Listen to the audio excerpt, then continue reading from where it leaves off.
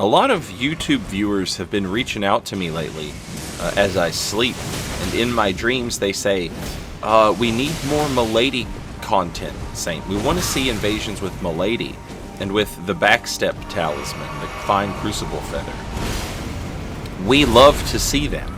And in an invasion series called, quote, Invasions That We Love to See, or Invasions We Love to See, you know, what am I? I'm powerless to do anything other than provide for you the invasion content that you love to see.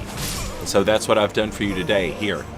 This is my Sword Saint build. This build is level 150. It is like 80 dex, 60 vigor, and then not much else happening. And there's a look at your talismans there.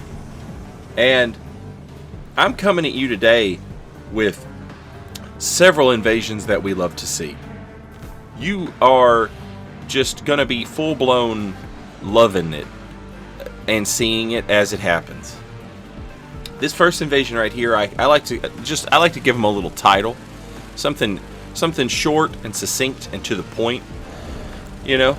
And this invasion right here is called "My Opponents Love to Spam Projectiles at Me All the Time in Elden Ring, and I just want to fight until I start spamming projectiles back at them, and then suddenly, oh, guess who wants to fight now?" And that's the title of this invasion right here that I have named it succinctly, just to sort of get the point across. I thought there's no way. I thought there's no way that moon going to hit me, but it did hit me. That moon, it can do a lot of damage, but like in that moment, I recognize that the moon is really, it doesn't do that much damage, but it's the moon hitting you and the immediate frostbite proc on top of it, you know. Here we have a bleed build Ronnie Moon caster backhand blades guy, you know, Vare mask backhand blades Ronnie Moon guy. What a build, you know. This is something right out of Top 10 Builds EldenRingStyles.com. And, you know, that guy, he loved to shoot projectiles until suddenly I was shooting projectiles also. And then, guess what? He didn't love projectiles as much anymore. Now he wants to hit me. And his dumb friend wants to use his Starline sword. But guess what? He used all of his FP shooting lasers at me. More backhand blades, different backhand blades. And, you know, now he's gone. I've been working on, you know, dealing with those backhand blades. And basically the trick is you can't move towards them. Something that's really good, keep in mind, this only works one-on-one. You know what I'm saying? This isn't going to work when you're trying to, you know, fight 3 guys and you have to deal with one guy who's using these things, right? I'm just talking like the one-on-one type stuff. But kind of holding your ground against the backhand blades and then slightly backing up against everything they do. Crouch pokes or crouch attacks work really well for that, is something that I am discovering. But again, that's only useful. That's only useful in instances where, you know, you have the time to do that sort of thing. Now we get a blue running in here and doing quite a bit of damage with the perfumes. You know, the perfume enjoyers in the Elden Ring community absolutely, you know, shitting their diapers about, yeah, get out of here. Absolutely shitting their diapers about how they nerfed perfume damage. I'm sorry, you guys were one-shotting the last boss of the DLC. You know what I'm saying? That's what you get. Like, they ain't nerfed Milady, because nobody's doing that, you know? Anyway, I want to parry this thing. And I'm trying to... you don't see it a whole lot, because people just kind of stuck with Moonveil. There, I think I could have got that parry, but he kind of, like, dead-angled on accident. I don't know if he knows how to lock on or not. But there it is. You can parry that pretty well on reaction in a, you know, in a good internet connection setting. I don't know why I missed that one. It's possible I just mistimed it, but the way he kind of like flew off past me as if he weren't locked onto me made me think that maybe it was one of those situations. But we got it. That's all that matters. Here you go. Radon Beach enjoyers. I won't go so far as to say gankers. Maybe they really were going to go fight the boss. I don't know. And really, it's none of my business. But, you know, we do love to see this. Since the days of yore, people have loved the parry content. And this build right here, despite the fact that Milady doesn't have an insane, you know, critical modifier, you know, like the daggers with their 140 or whatever, you know, when you've got 80 dex and a sharp infused weapon, it'll just do damage, you know, which is pretty nice. And boom, got him. Saw that coming. Saw that coming, L2 lover. L2 loving freaks. You know what I'm talking about. You know what I'm saying. These people, they love their L2. It's the only button that they love. You know, they've forgotten the path, the righteous path to valor, which is the R2 button, heavy attack.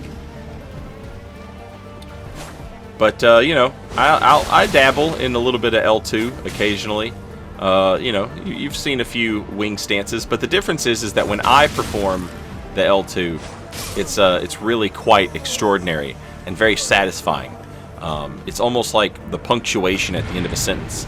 Remember earlier when I hit that perfume guy with wing stance, and you said, "I love to see that." Well, guess what? That's because that's the name of this invasion series, invasions that you love to see.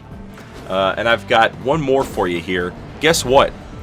Saint Riot isn't always the star of this show. I'm the host.